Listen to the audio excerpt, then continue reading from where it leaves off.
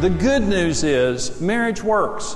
You have a 100% chance of success in marriage. I want you to listen to that.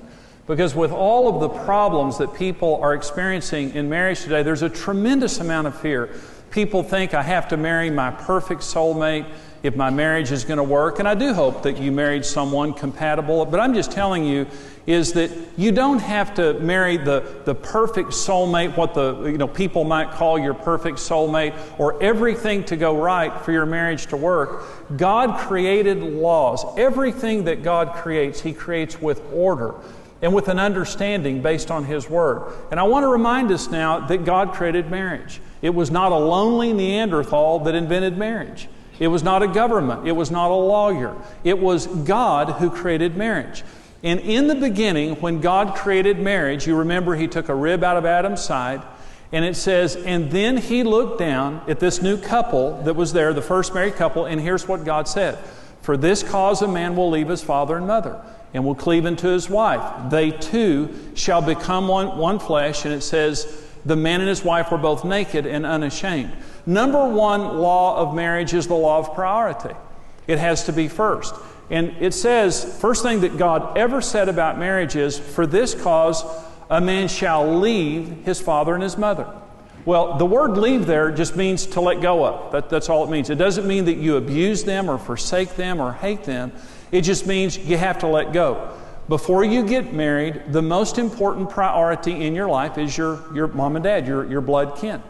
But when you get married, marriage is so important that for marriage to work, you have to reprioritize every single thing in your life. And now your mother and father and everything else in your life have to be second or third or fourth, wherever they fit, to your marriage.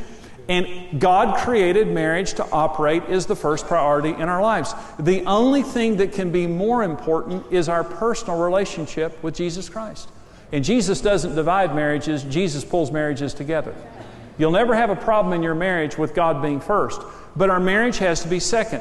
When marriage is first, the way that God created, it flourishes. When it is not first, legitimate jealousy sets in. We are designed by God to become jealous. Now, there is a dangerous and a destructive type of jealousy, but there's also a good type of jealousy. Exodus 34:14 gives us one of God's names. And here's what God says in Exodus 34:14. My name is jealous, capital J. Just like my name is Jimmy, capital J. One of God's names. And many times when we're going through all the names of God, we forget this one. God is a jealous God, and here's what this means. When God calls Himself jealous, He's saying, I created you for me first. Before your job, before your hobbies, before your interests, in any other area, I love you and I created you for me. And when I'm not first, it means an idol has taken my place. An idol is anything in our lives that has taken God's place. And God is first. And God says to the children of Israel in Exodus 34:14, my name is jealous. I'm a jealous God. My name is jealous. Jealousy is a protective emotion to protect the priorities and the relationships in our lives. It's a protective thing. And so when we get married, literally, it's like a jealousometer is what I would call it. When you stand at the altar and you get married, there is a built-in jealousy that God puts in you. And I'm not talking about a destructive jealousy that does unrighteous things. I'm talking about a godly jealousy that's in us that is there for the sake of protecting the marriage. And here's what happens. When we leave the altar and we begin to go into the everyday function of our marriage, there's a natural jealousy in every husband that knows, I should be before the kids. I should be before your friends. I should be before your parents and before your mother. I should be before your job. There's a built-in jealousy in every woman that knows, I should be before your work.